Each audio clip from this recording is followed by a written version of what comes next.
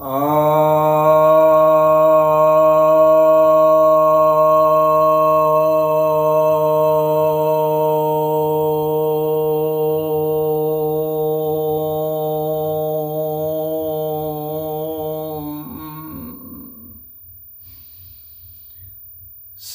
भक्तजनों को सप्रेम नमन। भक्तों, आज आपकी जिज्ञासा का समाधान लेकर के आया हूँ। जिज्ञासा यह आई है कि क्या डॉक्टर भीमराव अंबेडकर संस्कृत को राष्ट्रभाषा बनाना चाहते थे?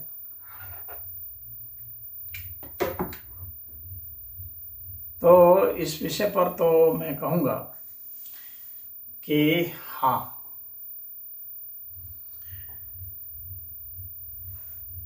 इसके पीछे हम लोग के पास प्रमाण है कि डॉक्टर भीमराव अंबेडकर संस्कृत को राष्ट्रभाषा बनाने का समर्थन कर रहे थे। इस विषय में जो प्रस्ताव लाया गया था L.K. मैत्रा के द्वारा, और ये जो कॉन्स्टिट्यूएंट असेंबली थी तो उसके 310A(1) इसके अंतर्गत इस प्रस्ताव को लाया गया था। उस समय 3 प्रस्ताव लाए गए थे कि हिंदी को बनाया जाए, हिंदुस्तानी को बनाया जाए और संस्कृत को बनाया जाए। इनमें से किसी को राष्ट्रभाषा बनाया जाए। तो इस प्रस्ताव के समर्थन में डॉक्टर भीमराव अंबेडकर थे। दाक्षायणी वेलायुथन थी उस समय की मद्रास की, और पी सुब्बाराव थे, वो भी मद्रास के ही थे। वी रमैया भी थे, CM पूंछ थे, ये काशी के थे। किल्लोर सुब्बाराव, पंडित TT कृष्णमूर्ति, ये भी मद्रास के थे। GS गुहा त्रिपुरा के थे। दुर्गाबाई भी मद्रास की थी। तो ये चाहते थे कि संस्कृत को राष्ट्रभाषा घोषित किया जाए, क्योंकि इनका यह मानना था कि संस्कृत जो है भारत को शुरू से ही एकजुट की हुई है। एकता का सूत्रधार अगर कोई भाषा है पूरे भारत में जो सभी भाषाओं को जोड़ती है तो वह संस्कृत ही है।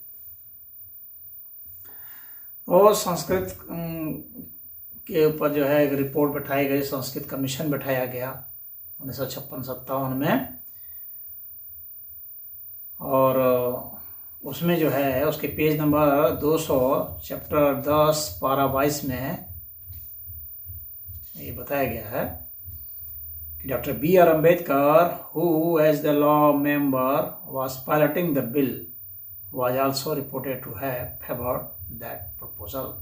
अर्थात डॉक्टर भीमराव अम्बेडकर जो कि लॉ मेंबर हैं और जो इस बिल को प्रस्तावित कर रहे हैं, इसको बिल को बना रहे हैं, तो वे इसके समर्थन में नेशनल हेराल्ड में भी और हिंदू न्यूज़पेपर में भी इस विषय में छपा था, जिसमें कि बताया गया था कि Ambedkar among sponsors Sanskrit proposed as official language. Sanskrit को सरकारी भाषा के रूप में प्रस्तावित किया गया। तो अम्बेडकर से पत्रकारों ने पूछा भी था, तो अम्बेडकर ने कहा था कि हाँ, इसमें क्या बुराई है, संस्कृत को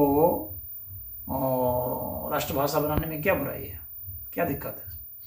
और भी एक सदस्य थे नजरुद्दीन अहमद, उन्होंने भी संस्कृत को राष्ट्रभाषा बनाने के पक्ष में मत किया था और कहा था कि ये जो है बहुत ही, उन्होंने एक उदाहरण दिया था टेलर का, उसमें उन्होंने कहा था कि संस्कृत जो है वो बहुत ही समृद्ध भाषा है और बहुत ही शुद्ध भाषा है, तो इसको बनाया जाना चाहिए। पूरी दुनिया में इसकी मान्यता है, पूरी दुनिया में इसको बहुत अच्छे नज़र से देखा जाता है, अच्छी नज़र से देखा जाता है, तो इसको बनाया जाना चाहिए। लेकिन जवाहरलाल नेहरू से खिलाफ थे। असल में कोई भी चीज जो कि भारत की संस्कृति से जुड़ा हो और विशेषकर हिंदुओं से जुड़ा हो, सनातन धर्म से जुड़ा हो, तो नेहरू के खिलाफ थे, क्योंकि नेहरू अंदर से तो जो है मुस्लिम थे, मुस्लिम और ईसाई के वे हाइब्रिड थे, तो वो जो है वो खिलाफ थे। वो सनातन धर्म की हर चीज के खिलाफ में थे, वो वे संस्कृत के भी खिलाफ में थे। जाहिर सी बात है, उन्होंने भरपूर अम्बेडकर का विरोध किया और इसको राष्ट्रभाषा बनने से रोक दिया। और हालत ये यहाँ तक पहुँच गई, डेडलाइन हो गया, अम्बेडकर भी तैयार नहीं थे टस से मस होने में और नेहरू भी तैयार नहीं थे, और चूँकि बहुमत जो है कांग्रेस सरकार की थी, तो उसमें बहुत विवाद जब की स्थिति बढ़ने लगी, तो अंततः यह तय हुआ कि राष्ट्रभाषा किसी को भी नहीं बनाया जाए। तो राष्ट्रभाषा किसी को भी घोषित नहीं किया गया। तो जो भारत का संविधान 1949 में जो तैयार हुआ, तो उसके आर्टिकल 343 जो लैंग्वेज के लिए है, तो उसमें यही हुआ कि हिंदी को जो है वो ऑफिशियल लैंग्वेज बना दिया जाए और देवनागरी जो है उसकी लिपि होगी, और अंग्रेजी को वो जो है कार्यकारी भाषा, कामकाज की भाषा, उसको बना दिया जाए 10-15 वर्ष के लिए। और फिर बाद में जैसे जैसे संशोधन होगा, अगर जरूरत पड़ी तो इसको और बढ़ाया जाएगा, अन्यथा इसको जो है हटा करके अंग्रेजी जो है इसकी जगह पर हिंदी जो है इसकी जगह पर आ जाएगी और अंग्रेजी को हटा दिया जाएगा। लेकिन आज तक अंग्रेजी जो है इसी तरह से बनी रही, हर बार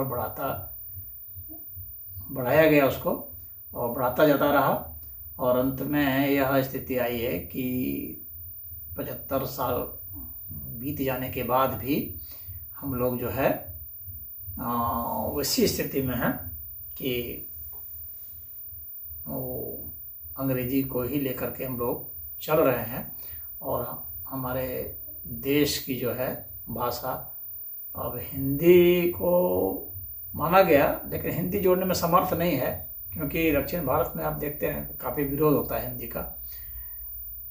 संस्कृत का विरोध नहीं होता कहीं से भी, लेकिन हिंदी का विरोध होता है, क्योंकि उनको लगता है कि हिंदी जो है थोप दी गई है। ठीक है, ज़्यादा लोग बोलते हैं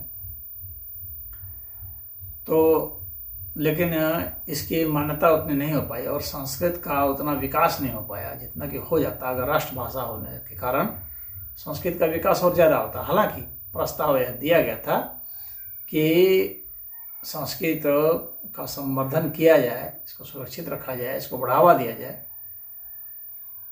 बिना किसी अन्य भाषाओं को क्षति पहुंचाए हुए भारतीय भाषाओं को बढ़ावा दिया जाए। इस तरह से यह एक प्रावधान तो दिया गया, लेकिन हुआ क्या, व्यवहारिक में कांग्रेस की सरकारें आती रही, संस्कृत को उतना बढ़ावा नहीं दिया गया, उतने बजट एलोकेट नहीं किए गए जितने कि अरबी के लिए, फारसी के लिए, उर्दू के लिए, इन सब के लिए कांग्रेसियों ने बहुत ही ज़्यादा फंड निकाले, लेकिन संस्कृत के लिए उतने फंड नहीं निकाले। और हिंदी तो चलिए भारत के सिनेमा सीरियल वगैरह की भाषा है, तो हिंदी का प्रचार प्रसार तो खैर अपने हिसाब से होता गया, लेकिन जहाँ तक संस्कृत की बात है, अम्बेडकर की ये आस अधूरी ही रह गई और नेहरू ने यहाँ पर फिर जो है राजनीतिक कलाबाजी करते हुए अम्बेडकर को पटकनी दे दी। ये सच्चाई है, लेकिन अब आगे क्या होगा, या तो फिर जो राज सत्ता जैसी होती है उसके हिसाब से भी परिवर्तन किए जा सकते हैं, लेकिन यह इतना आसान भी मामला नहीं है। तो अभी तो फिलहाल तो की स्थिति तो यही है। तो इसमें इतना ही। हरि ओम।